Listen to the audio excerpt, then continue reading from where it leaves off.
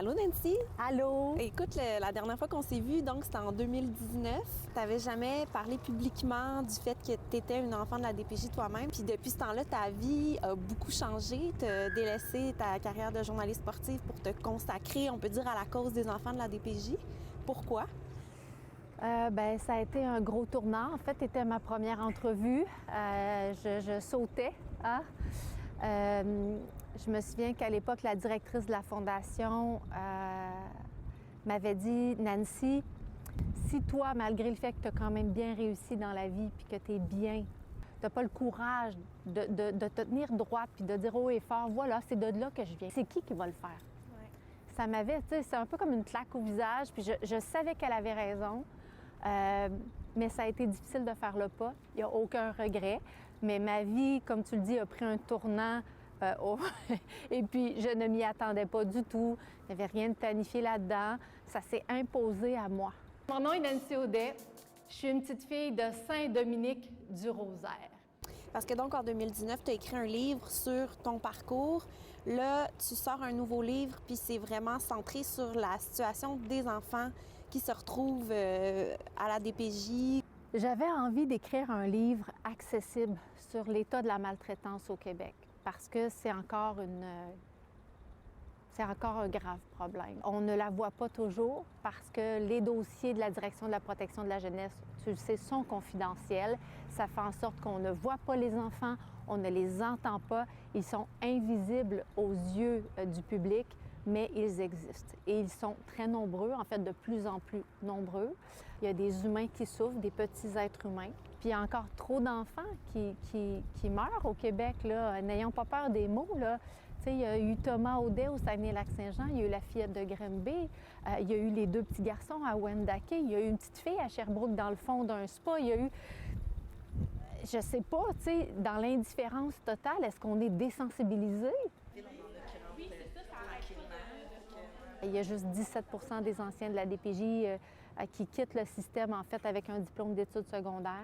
Sur les 2000 jeunes qui quittent le système, il y en a le tiers qui termine à la rue, qui se retrouvent en situation d'itinérance. C'est beaucoup. C'est énorme. Tu dis dans le livre que toi, tu es contre les centres de réadaptation, dans le fond, les centres jeunesse. Ça ne devrait pas exister, en fait. On ne devrait jamais voir un petit garçon de 5 ans dans un centre de réadaptation. T'sais, un petit garçon de 5 ans, ça a besoin d'un parent le soir, pour l'endormir, pour le câliner. Ça a besoin d'un parent qui lui fasse le dos quand il est malade. Ça n'a pas besoin de vivre dans un centre de réadaptation. C'est dans une petite unité, une petite chambre, dans des conditions qui ne sont pas adaptées du tout à un enfant. Toutes les personnes qui travaillent avec les enfants le savent qu'on doit apporter des changements. Là. Je ne suis pas la seule à le dire.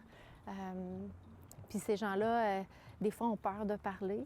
Ça aussi, c'est quelque chose qui est revenu beaucoup dans mes recherches dans les 3 dernières années, la peur constamment, la peur des intervenants, la peur des parents, la peur des familles d'accueil, la peur des enfants, la peur des adolescents.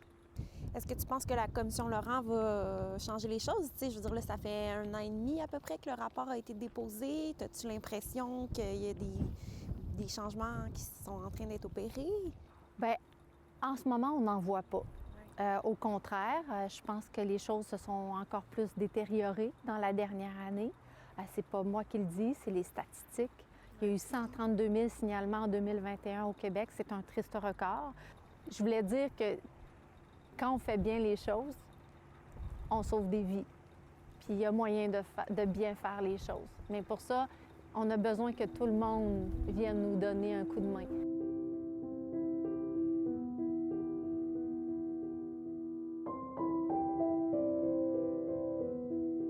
Ce livre-là, tu le dédies à la fillette de Granby. En fait, tu l'appelles Courage dans le livre. C'est toujours très difficile pour moi de parler d'elle.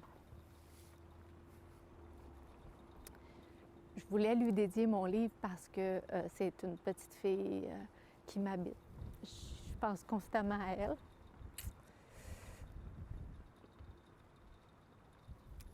Des fois, j'ai l'impression qu'on l'a oubliée vite.